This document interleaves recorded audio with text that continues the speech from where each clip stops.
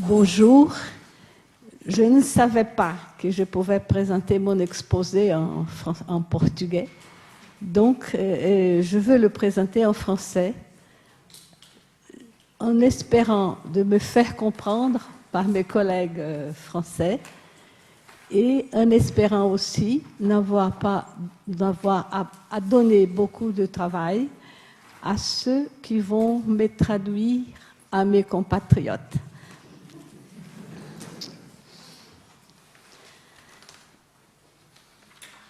Il y a 12 ans, un colloque franco-brésilien tel que cette présente rencontre rassemblait des chercheurs des deux pays pour réfléchir sur l'agriculture et la ruralité au Brésil. Coordonné par Magda Zanoni et Hugues Lamarche, ce colloque-là proposait comme thème central de débat la construction d'un autre modèle de développement. J'aimerais bien prendre comme point de départ de mon exposé aujourd'hui les textes de Marcel Jolivet, qui a servi de préface au livre qui a été publié par la suite.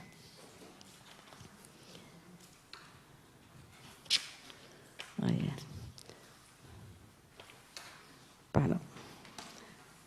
Nul doute que nos sociétés sont distinctes, nous disait alors Marcel Jolivet.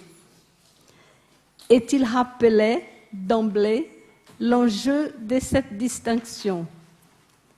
Il n'y a plus à proprement parler des questions agraires en France.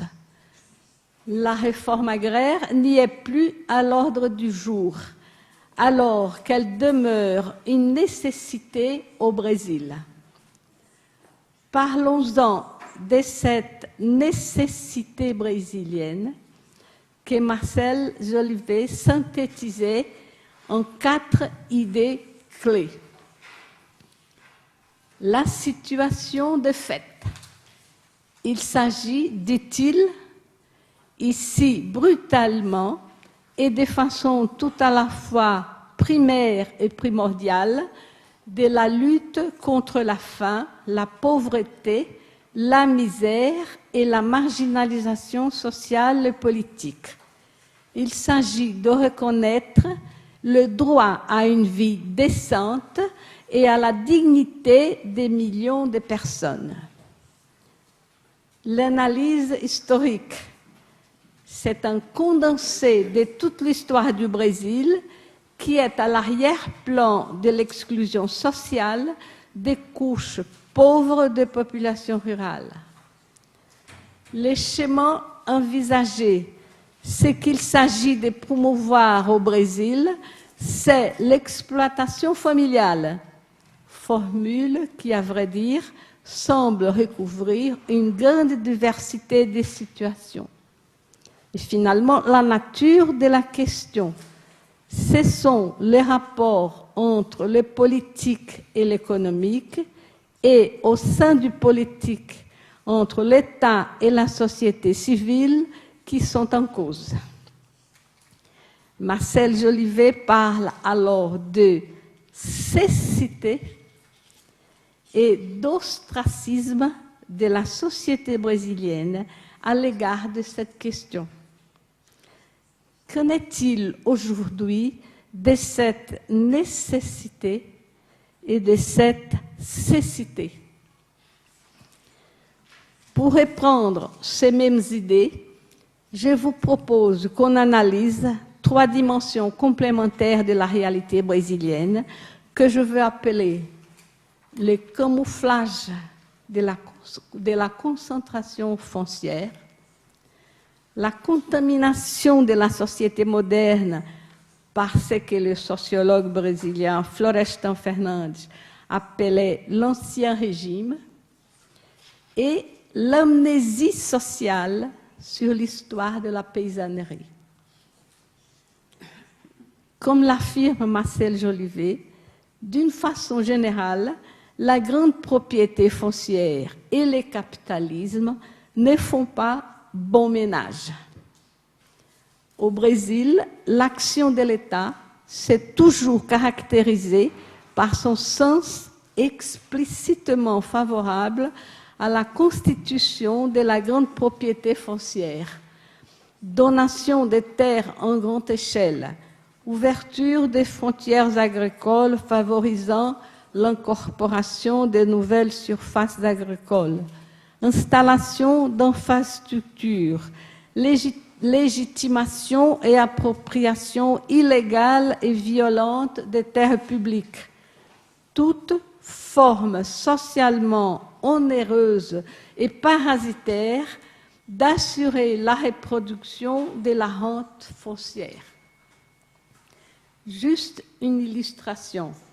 Nos collègues français comprendront sans difficulté les contrastes des choix des sociétés effectués pour nos deux pays lorsqu'on compare les lois d'orientation agricole françaises du début des années 60 et les statuts de la terre brésiliens adoptés en 64. Les lois d'orientation agricole avaient comme objectif le soutien à l'activité agricole, fixant comme modèle l'exploitation familiale de taille moyenne, capable d'absorber en conditions satisfaisantes le travail des deux UTH. Au Brésil, le statut de la terre définit la politique agricole comme étant l'ensemble des actions de soutien à la propriété foncière. Nous ne sommes pas là, évidemment, devant un lapsus freudien. Tel qu'il est exprimé dans les statuts de la terre, il s'agit en fait d'un pacte de soutien à la propriété foncière.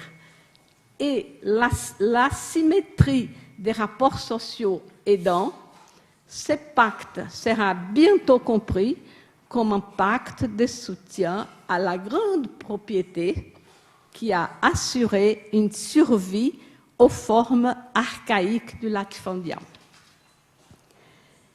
Il semble paradoxal le fait que pendant toute la période de consolidation de la modernisation de l'agriculture et des complexes agro-industriels, particulièrement aux années 1970, les conflits sociaux ruraux ont été surtout des conflits fonciers. En fait, ce n'est pas un paradoxe. Du point de vue politique et social, les mouvements qui approfondissent les capitales est le même mouvement qui reproduit la concentration foncière. La logique foncière est ainsi la phase par laquelle le capital transforme les agriculteurs sans terre en salariés et expulse les posseiros, c'est-à-dire des occupants non titulaires de la terre, pour s'accaparer de leurs possessions selon les modes capitalistes de propriété. Il est également frappant que la défense de la propriété de la terre constitue le trait d'unification qui a rassemblé les entrepreneurs ruraux eux-mêmes. La double condition des propriétaires des grandes extensions de terres et des chefs d'entreprise capitalistes a imprégné cette catégorie d'une profonde ambiguïté. Comme l'affirme le professeur Regina Bruno, les dénominations latifondiaires et entrepreneurs sont complémentaires et non opposées. Ensemble, elles instituent une nouvelle réalité où vieilles et nouvelles formes de domination vivent ensemble sans grands scrupules. Derrière l'agro-industrie se cachent les latifondiaires. Derrière le banquier s'organise l'association d'éleveurs. Derrière les sociétés anonymes décident les clans familiaux. Derrière le roi de la production, on attrape les tireurs. C'est-à-dire, derrière les discours modernes, on essaye de dissimuler les conservateurs. Dans ce contexte de la modernisation de l'agriculture, la propriété de la terre devient le passeport qui assure à son détenteur l'accès à la condition d'entrepreneur moderne. Elle est le garant de l'accès au crédit et aux services d'infrastructure, en grande partie fournis par l'État pour stimuler la production agricole. C'est dans ces termes qu'il faut poser la question foncière actuelle. L'agro-business se veut moderne, mais la concentration de la terre qualifie ce capitalisme, selon les termes de Florestan Fernandes, comme une relation archaïque. Cette union bizarre entre la rationalité du capital et l'irrationalité de la propriété foncière provoque des conséquences sur les plans politico-social, comme l'explique José de Souza Martins. Au Brésil, le hectare est un instrument du pouvoir. La question foncière n'est donc nullement résolue. Les débats récents au Congrès national, à l'occasion de l'élaboration du Code forestier, ont révélé combien la propriété de la terre est perçue comme un droit absolu, concept qui échappe à la rationalité capitaliste, à tel point que les mesures de protection de l'environnement en débat ont été interprétées par les seigneurs ruraux comme une menace à leur sécurité juridique. Voici le tableau actuel de la concentration de la terre, et j'en passe très rapidement. Selon les statistiques fournies par l'Institut de la réforme agraire, datées de 2012, du total d'environ 3 800 000 exploitations en propriété, 31% possédaient moins de 10 hectares. Leur surface correspond à 1,3% de la surface totale en propriété.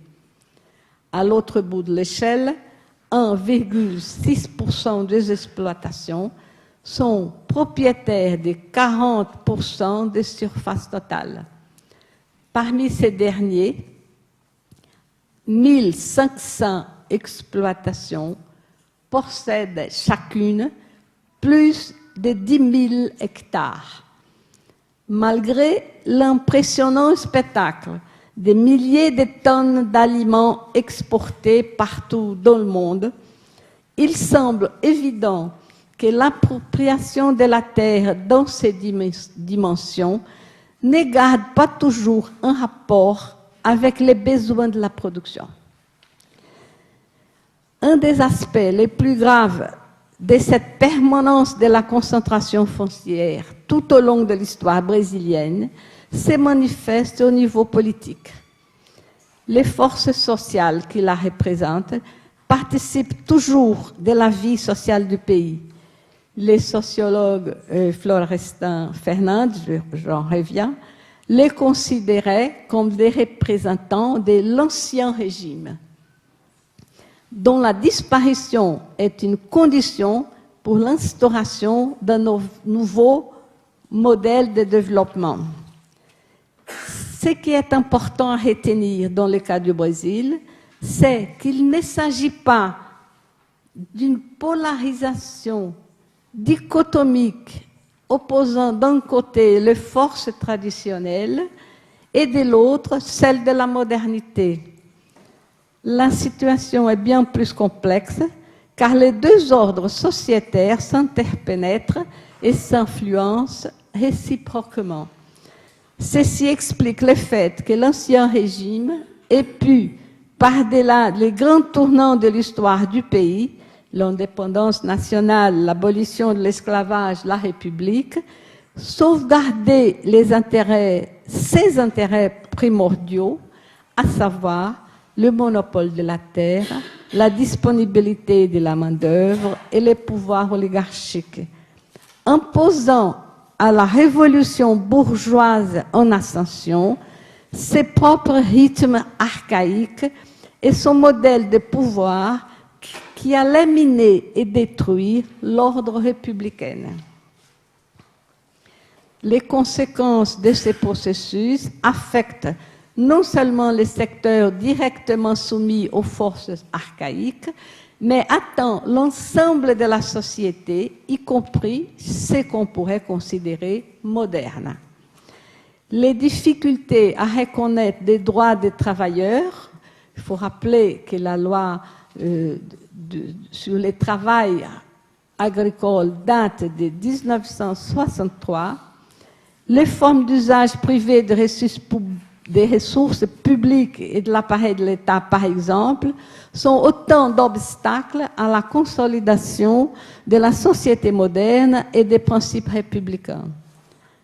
Un monde moderne avec des racines si archaïques qui demeurent vivants dans la société brésilienne contemporaine. Comme l'affirme encore Marcel Jolivet, le Brésil agraire n'a pas connu les formes européennes de la féodalité, mais il a été fondé sur un système de domination sociale qui n'a rien à envier à celle-ci et que l'on peut même la qualifier d'encore plus dur, celui du coronelisme, système qui, en outre, par ses caractéristiques propres, autre différence fondamentale avec la féodalité, empêchait la formation d'une paysannerie. J'introduis ici mon troisième point de l'exposé. En plus du gaspillage de terres, les modèles de modernisation brésilienne gaspillent également les agriculteurs eux-mêmes. L'agriculture familiale est dans ce contexte un secteur bloqué qui n'arrive pas à développer toutes ses potentialités en tant que forme sociale de production. Pour Marcel Jolivet, les paysans est un modèle social au Brésil. Les paysans au Brésil est un modèle social vu comme un idéal à atteindre. Cette même idée a inspiré l'œuvre en 9 volumes récemment publiée sur l'histoire sociale de la paysannerie au Brésil. Et c'est de ce texte que j'ai lu le passage suivant. Dans la formation sociale brésilienne, les modes d'exister reconnus sous la forme paysanne, moins qu'un poids de la tradition de stabilité et de longues généalogies, comme c'est le cas dans les formations sociales européennes, est une idée valeur qui oriente les conduites et les modes d'agrégation en famille ou en groupe. La paysannerie s'est toujours constituée sous des modalités et des intensités distinctes en tant qu'acteur social de l'histoire brésilienne. Cependant, ce protagonisme social est historiquement fortement méconnu et nié par les forces dominantes de la société brésilienne. Les historiens Márcia Mota et Paulo Zarte parlent d'une véritable amnésie sociale dont les fondements sont précisément la non-reconnaissance des conditions de vie, les conditions propres de vie en termes de pratiques et de valeurs sociales distinctes des rapports de domination basés sur le contrôle de la terre et du capital. Ces historiens Marcia et Paul, dénoncent l'affirmation comme étant la mémoire nationale de la notion de passivité du peuple brésilien.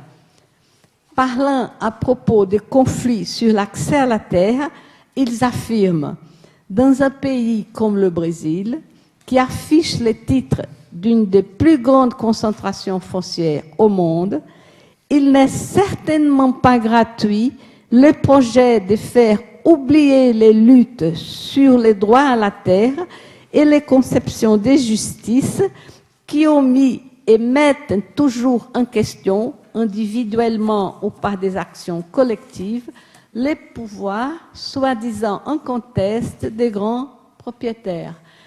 Et ils ajoutent les déshérités du processus d'occupation de la terre sont là, révélant son existence et résistance sous des formes multiples à la campagne comme à la ville. Nous ne pouvons pas les expulser de leur propre histoire.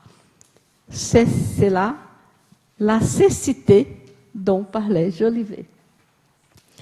Les défis consistent donc à comprendre que le monde rural ne se restreint pas à sa classe dominante, ni les travailleurs de la terre sont réduits à la seule condition de dominer des latifundia.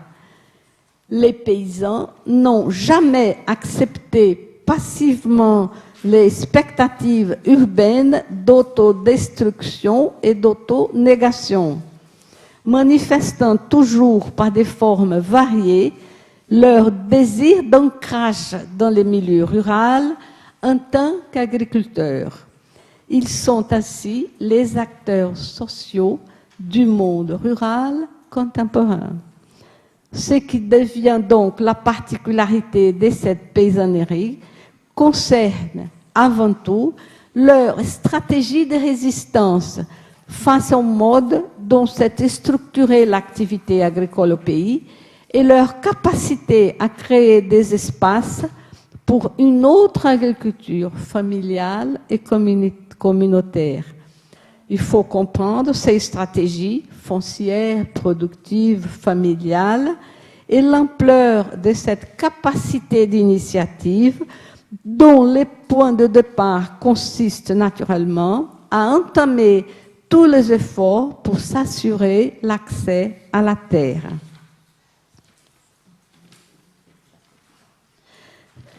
Ces stratégies permettent aux paysans de construire, reproduire un patrimoine familial et en même temps assurent les fondements de la communauté paysanne elle-même.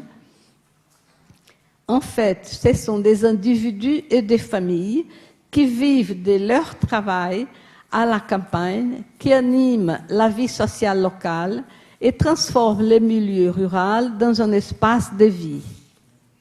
En 1985, au moment de la redémocratisation du pays, on assiste à la réémergence des mouvements sociaux qui ont pu alors construire publiquement leurs analyses sur la réalité brésilienne et formuler leurs demandes politiques et leurs stratégies de lutte.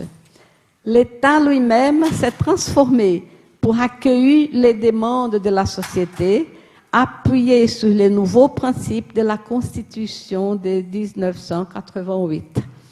Dans ce contexte, il a été possible d'introduire dans le débat des sociétés de nouvelles idées et des propositions de nouveaux modèles d'agriculture.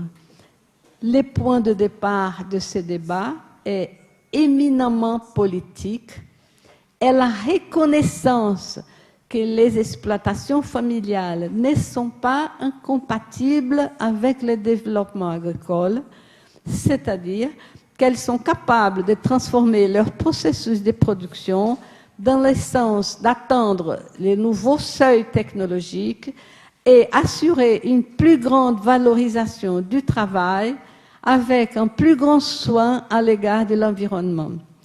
Cette compréhension touche directement l'argument central qui justifiait les soutiens exclusifs à la grande propriété, vu comme la seule à même de moderniser les secteurs agricoles.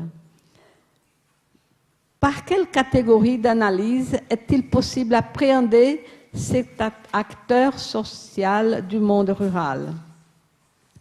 Dans les années 1990, la catégorie agriculture familiale a été adoptée par l'État lui-même lorsqu'il a proposé un vaste programme de soutien aux agriculteurs dont l'activité était organisée par et pour la famille. Par cette initiative, l'État brésilien reconnaissait pour la première fois aux agriculteurs familiaux la condition de producteurs agricoles et la valorisation positive de ces particularités. Actuellement, on observe une revalorisation des catégories paysans et paysanneries, spécialement de la part des mouvements sociaux qui cherchent par là les associer à une profonde critique des processus de la modernisation conservatrice et à une valorisation croissante des pratiques agroécologiques.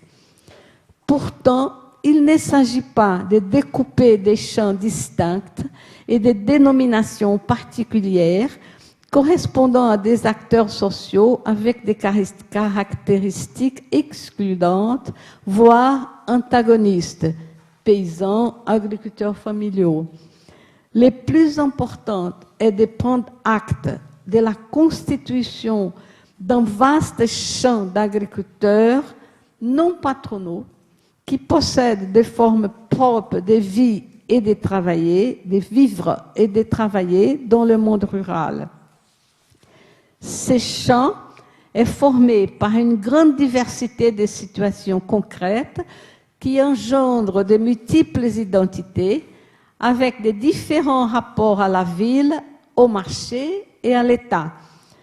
Malgré cette hétérogénéité, toutes ces situations expriment l'existence des producteurs agricoles dont la référence centrale est la construction d'un patrimoine familial et qui reproduisent un mode de vie et de travail basé sur des liens familiaux et communautaires. C'est la présence de ces caractéristiques qui nous autorise à les considérer comme des paysans, assumant que les concepts de paysannerie et d'agriculture familiale, dans le cas du Brésil, peuvent être traités comme des équivalents. Et on ne peut pas cacher la forte incidence de la pauvreté dans les milieux ruraux brésiliens. Il s'agit avant tout, il faut l'affirmer, de la pauvreté engendrée par les modèles de développement choisis. C'est de José Graziano da Silva, actuel directeur de la FAO, la conclusion suivante. On a beaucoup parlé et écrit sur les performances remarquables du strict point de vue de la productivité de notre agriculture au cours des dernières décennies, mais on a peu évoqué ce qui a résulté de ce modèle agro-industriel du point de vue social, de sa dynamique excluante qui a renforcé la concentration des revenus et a augmenté la proportion des pauvres de la campagne. Je viens de passer une semaine dans le sertão de Pernambouc, une région qui subit actuellement une très forte et longue période de sécheresse. Il ne pleut pas depuis 2 ans. Notre équipe de chercheurs a pu, encore une fois, constater cette capacité de mettre à profit des situations extrêmes et de prendre l'initiative de toutes sortes pour s'assurer une survie locale en conditions de dignité. C'est vrai qu'aujourd'hui, la grande différence à l'égard des sécheresses antérieures, c'est l'apport indispensable et efficace des politiques sociales de l'État. On n'y voit plus des scènes des paysans affamés, fuyant la région, image qui a été consacrée par les films Sécheresse de Nelson Pereira dos Santos. Ils sont tous d'accord pour confirmer cette présence de l'État qui leur est favorable. Cependant, l'ancien régime n'est toujours pas mort et essaye à chaque coup de faire renaître ce qu'on appelait auparavant l'industrie de la sécheresse. Pour finir, un signe de reconnaissance. Cette année, pendant le carnaval de Rio de Janeiro, l'école de samba gagnante a choisi comme thème de son défilé la vie paysanne.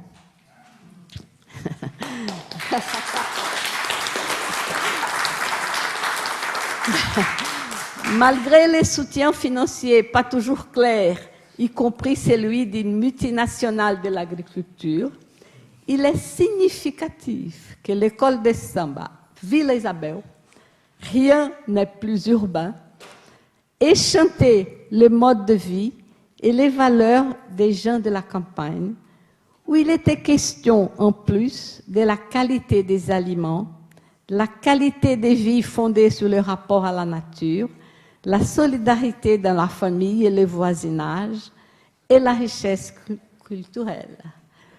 Pour finir mon texte, je reviens à Marcel Jolivet. Le développement, loin de passer par l'ignorance d'un rural appelé à disparaître et à se dissoudre dans l'urbain, suppose deux dynamiques parallèles, l'une rurale, l'autre urbaine, complémentaires et s'entraînant l'un l'autre. Un rural habité par des agriculteurs familiaux, tous citoyens brésiliens. Merci.